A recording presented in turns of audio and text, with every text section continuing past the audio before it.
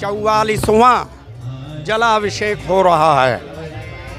हम सब गौड़िया संप्रदाय से हैं और हम फॉलो करते हैं जगन्नाथपुरी का, क्योंकि उन्हीं के अनुरूप जहाँ जहाँ भी मंदिर हैं जनरली वहीं से फॉलो कर रहे हैं।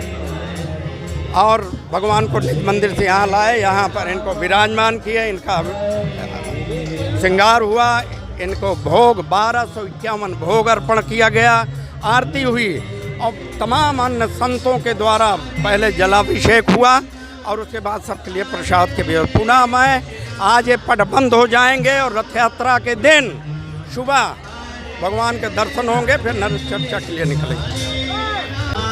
भव्याति भव्य स्नान यात्राનું આજે આયોજન કરવામાં આવ્યું છે અને આ સ્નાન યાત્રામાં મને પણ સહભાગી થવાનું સૌભાગ્ય પ્રાપ્ત થયું છે।